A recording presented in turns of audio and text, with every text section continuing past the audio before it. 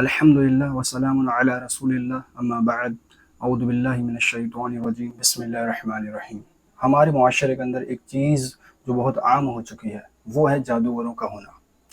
آج آپ کو ہر گلی، ہر کونے میں، ہر نکڑ پہ آپ کو ایک جادوگر مل جائے گا۔ وہ جادوگر ایسا جادوگر ہے جو آپ کے ایمان کے ساتھ کھیلتا ہے، جو آپ کے ایمان کو لوٹتا ہے، جو آپ کی دولت کو لوٹتا ہے۔ شریعت اسلامیہ میں جادو کا کیا معاملہ ہے، ہم جانیں گے کہ جادوگر کے پاس جانے سے کیا خطرات ہیں، جادوگر معاشرے میں کیا خرابی، کیا برائی پھیلاتا ہے، اور جادوگر کی کیا علامات ہیں۔ جادوگر کے متعلق رسول اللہ صلی اللہ علیہ وسلم نے کیا فرمایا اور ہم کو کیا حکم دیا۔ اللہ کے رسول صلی اللہ علیہ وسلم فرماتے ہیں، من اتی کاہنا فصدقہ بما یقول فقد کفر بما انزل علی محمد۔ جو شخص کسی کاہن کے پاس آئے اور اس نے جو کچھ کہا وہ اس کی تصدیق کرے، آپ صلی اللہ علیہ وسلم پر جو چیز نازل ہوئی اس کا اس نے انکار کیا، اس سے اس نے کفر کیا۔ یہ اللہ کے رسول صلی اللہ علیہ وسلم کی حدیث میں ہے۔ ٹھیک اسی طرح اللہ کے رسول صلی اللہ علیہ وسلم کی دوسری حدیث ہے، اس میں آپ فرماتے ہیں کہ کوئی شخص کسی کاہن کے پاس آئے اور اس کاہن نے جو کچھ بھی کہا اس نے اس چیز کی تصدیق کی، اس نے اس چیز کو مان لیا، 40 دن تک وہ شخص کی نماز نہیں قبول کی جاتی ہے۔ یہ ہے شریعت اسلامیہ میں جادوگر کے پاس، کاہن کے پاس، نجومی کے پاس جانے کا معاملہ۔ آج ہمارے معاشرے میں اکثر یہ دیکھا جاتا ہے کہ ہمارے کاروبار میں مندی آ گئی، میاں بیوی کے درمیان کوئی معاملہ پیش آ گیا، اسی طرح چاہے منگنی کا وقت ہو، چاہے نکاح کا وقت ہو، کوئی بھی معاملہ ہو، ہم دیکھتے ہیں کہ اکثر لوگ جادوگروں کے پاس جاتے ہیں۔ معاشرے میں جادوگر کا کیا کام ہے؟ معاشرے میں جادوگر ہر طرح کی گندگی، ہر طرح کی برائی پھیلاتا ہے، اور اس گندگی، اس برائی کو پھیلانے سے وہ لطف اندوز ہوتا ہے۔ وہ کوئی بھی گھٹیا سے گھٹیا برائی کا ارتکاب کر لیتا ہے، میاں بیوی کے مابین تفریق ڈالتا ہے، جنسی اعتبار سے کمزور کر دیتا ہے، بس اوقات وہ سرے سے ہی معاملہ ختم کر دیتا ہے، عورت کا حمل ضائع کر دیتا ہے، منگنی ہوتی ہے، عقد نکاح ہوتا ہے، اس کو منسوخ کر دیتا ہے۔ کیا برائی جادوگر نہیں پھیلاتا معاشرے کے اندر، اور ہم اس کو بخوبی جانتے ہیں، ہم دیکھتے ہیں، ہم اپنے معاملات اس کے سامنے پیش کرتے ہیں، اور ہم کہتے ہیں اس سے کہ ہماری یہ حاجت ہے، اس کو آپ پورا کر دیجئے گا، کہ ہمارا یہ کام ہے، ہماری یہ معاملہ ہے، اس کو آپ دیکھ لیجئے گا اور اس کو آپ صحیح کر دیجئے گا۔ لوگ اس کے پاس جاتے ہیں اس بنا پہ کہ یہ ہمیں شفا دے گا۔ لوگوں کا یہ عقیدہ یہ بالکل سرے سے ختم ہو جاتا ہے۔ لوگ یہ سوچتے ہی نہیں ہیں کہ اللہ رب العالمین شفا دینے والا ہے، بلکہ لوگ تو یہ دیکھتے ہیں کہ ہمیں کوئی پریشانی لاحق ہو گئی ہے، ہمیں کوئی بیماری آ لگی ہے، بس اب ہمیں اس کا علاج چاہیے۔ ہم کیسے بھی کرائیں، کس کے پاس جا رہے ہیں، کیا کر رہے ہیں، ہمیں کوئی مطلب نہیں ہے۔ قرآن و حدیث ہماری کیا رہنمائی کر رہا ہے اس کے متعلق، ہمیں کوئی بھی مطلب نہیں ہے۔ بس ہمارا مریض ٹھیک ہونا چاہیے، کیسے بھی ہو،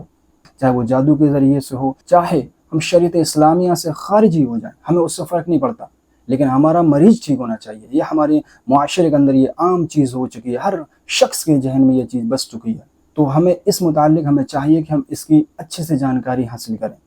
ہم دیکھیں کہ کون شخص جادوگر ہے، کون جادوگر نہیں ہے۔ آج ہمارے معاشرے میں کیا ہوتا ہے، ہم اس شخص کو جادوگر سمجھتے ہیں کہ جو نان مسلم ہے، جس شخص نے ٹوپی لگا لی ہے، جو شخص حافظ ہے، جو شخص قاری ہے، جو شخص عامل ہے، لوگ سمجھتے ہیں کہ یہ جادوگر ہو ہی نہیں سکتا۔ میں ہر ایک حافظ کی، ہر ایک عالم کی بات نہیں کر رہا یہاں پر، ہر ایک ٹوپی لگانے کے والے کی بات نہیں کر رہا یہاں پر، لیکن جو شخص جادو کا عمل سیکھتا ہے، جو شخص جادو کرتا ہے، ہم اس کی بات کر رہے ہیں یہاں پر۔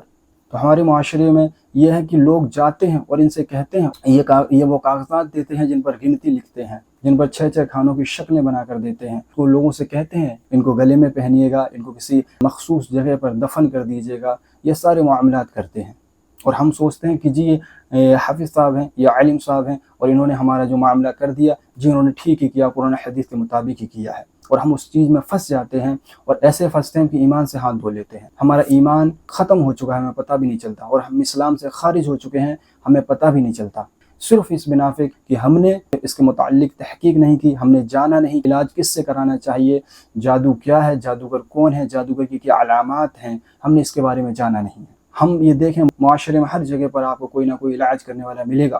کوئی نہ کوئی عامل آپ کو ملے گا، آپ اس کو کیسے پہچانیں کہ یہ معالج جو ہے وہ قرآن و حدیث کے مطابق علاج کرتا ہے یا یہ جادو کے ذریعے سے علاج کرتا ہے، یہ جادوگر ہے یا قرآن و حدیث سے علاج کرنے والا معالج ہے۔ تو اسی لیے ہم آپ کو وہ علامات بتا رہے ہیں جن سے آپ پہچان سکتے ہیں کہ یہ شخص جادوگر ہے، اور یہ شخص سے علاج ہمیں نہیں کرانا چاہیے، اس سے بچنا چاہیے، اور ہمیں اس کے پاس جانا چاہیے، قرآن و حدیث کے ذریعے سے علاج کرتا ہے۔ وہ علامات جو جادوگروں میں پائی جاتی ہیں، چند ایک علامات میں نے یہاں پر لکھی ہیں۔ سب سے پہلے جادوگر مریض کا نام اور اس کی والدہ کا نام پوچھتا ہے، جو شخص جادوگر ہے وہ مریض کا تو پوچھے گا ہی پوچھے گا، لیکن اس کی والدہ کا نام ضرور پوچھے گا، اور جو والدہ کا نام پوچھے سمجھ لو یہ جادوگر ہے، چاہے وہ کیسے بھی پوچھے، وہ بات گھما پھرا کے پوچھے، والدہ کا نام کیسے بھی پوچھے، اگر وہ والدہ کا نام پوچھ رہا ہے تو وہ جادوگر ہے۔ نمبر 2، جو جادوگر ہوتا ہے وہ کسی جانور یا پرندے کا ذبح کرنے کا مطالبہ کرتا ہے۔ کبھی تو یہ جانور عام ہوتا ہے تو کبھی یہ جانور خاص صفات کا حامل ہوتا ہے۔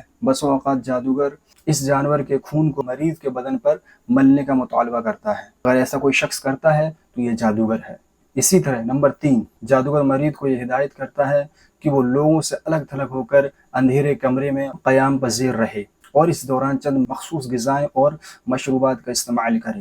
اگر کوئی شخص ایسا کہتا ہے تو یہ 100% یہ جادوگر ہے۔ نمبر 4، جادوگر چند کاغذات مریض کے حوالے کرتا ہے اور اس کو کہتا ہے ان کو جلائے یا ان کی دھونی کا استعمال کرے، یا انہیں اپنے گلے میں لٹکا لے، یا ان کو کسی خاص جگہ دفن کر دے۔ اگر کوئی شخص ایسا کہتا ہے تو وہ جادوگر ہے، 100% جادوگر ہے۔ ٹھیک اسی طرح نمبر 5، ہر وہ شخص جو حروف یا گنتی لکھ کر دے، یا 6 کھانے کی شکلیں بنا کر، یا اللہ کے کلام کو لکھ کر اس کو کاٹ کاٹ کر استعمال کرنے کی تلقین کرے، یہ جادوگر ہے، 100% یہ جادوگر ہے۔ اسی طرح نمبر 6، ہر وہ شخص جو دوران علاج سمجھ میں نہ آنے والے کلمات زبان سے ادا کرے، یا لغت عربی کے علاوہ کسی اور زبان کے الفاظ ادا کرے، وہ جادوگر ہے۔ اس میں ایک چیز یہ بھی ہے کہ جادوگر کیا کرتا ہے، چند ایک معروف آیات یا سورہ ہیں ان کو وہ لوگوں کے سامنے پڑھتا ہے تاکہ لوگ یہ سوچیں کہ جی یہ تو قرآن حدیث سے علاج کرتا ہے، لیکن وہ بیچ میں کیا کرتا ہے، بیچ میں ان منتر کا استعمال کرتا ہے جس سے وہ جن کی مدد لیتا ہے، جن منتر کے ذریعے سے وہ جن سے مدد لیتا ہے وہ ان منتر کو استعمال کرتا ہے۔ وہ آہستہ سے پڑھے گا یا بیچ میں اس طرح سے پڑھے گا کہ آپ کو یہ گمان ہی نہیں ہوگا کہ اس نے کچھ پڑھا ہے، آپ یہ سوچیں گے کہ اس نے قرآن ہی سے شروع کیا تھا اور قرآن ہی پر ختم کیا ہے، تو اس نے قرآن ہی سے علاج کیا ہے،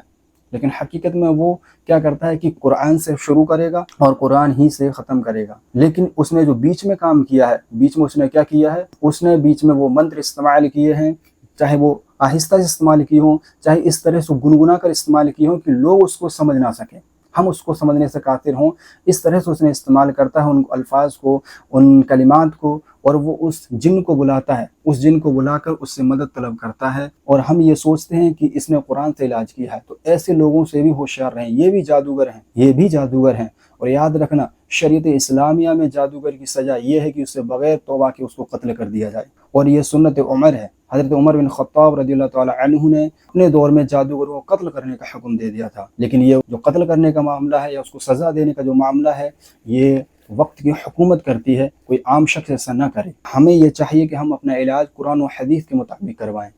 ہم قرآن کے ذریعے سے اپنا علاج کروائیں۔ اللہ رب العالمین نے فرمایا ہے قرآن شفا ہے، اور اسی طرح رسول اللہ صلی اللہ علیہ وسلم سب سے بڑے معالج ہیں۔ آپ صلی اللہ علیہ وسلم نے جو طریقہ اختیار کیا ہمیں وہ کرنا چاہیے، آپ نے جو دعائیں ہمیں بتائیں ہمیں ان کے ذریعے سے اپنے اوپر دم کرنا چاہیے، انشاءاللہ ہم کو شفا ضرور ملے گی۔ اللہ رب العالمین سے اچھی امید رکھنی چاہیے کہ ہمیں اللہ رب العالمین ہی شفا دینے والا ہے۔ جس شخص کے اوپر بھی جن کا اثر ہے یا جادو کا اثر ہے تو اس کو چاہیے کہ علاج شروع کرنے سے پہلے عقیدہ اپنا صحیح کرے، صحیح العقیدہ ہو جائے وہ شخص، انشاءاللہ اللہ رب العالمین اس کو شفا دے دے گا۔ اس کو چاہیے کہ سب سے پہلے وہ توحید کی معرفت حاصل کرے، اس کو چاہیے کہ وہ سب سے پہلے پہچانے اللہ کون ہے، اللہ رب العالمین کے کیا حقوق ہیں اس کے اوپر، اس کو وہ سب سے پہلے پہچانے۔ جب وہ یہ کرے گا تو انشاءاللہ اللہ رب العالمین اس کو شفا ضرور دے گا، اور اگر اس کو شفا نہیں ملے گی تو اللہ رب العالمین پر اس کا یہ اعتماد ہو جائے گا، یہ عقیدہ ہو جائے گا کہ اس کو اس دنیا میں اگر شفا نہیں ملی ہے تو اس کے بدلے میں انشاءاللہ وہ اللہ رب العالمین سے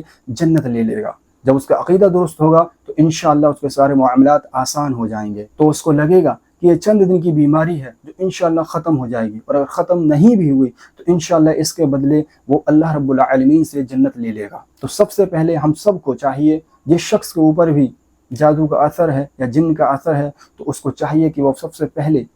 پہلے اپنا عقیدہ درست کرے، سب سے پہلے وہ توحید کو سمجھے، توحید کو جانے، توحید کی جو معرفت ہے اس کو جانے وہ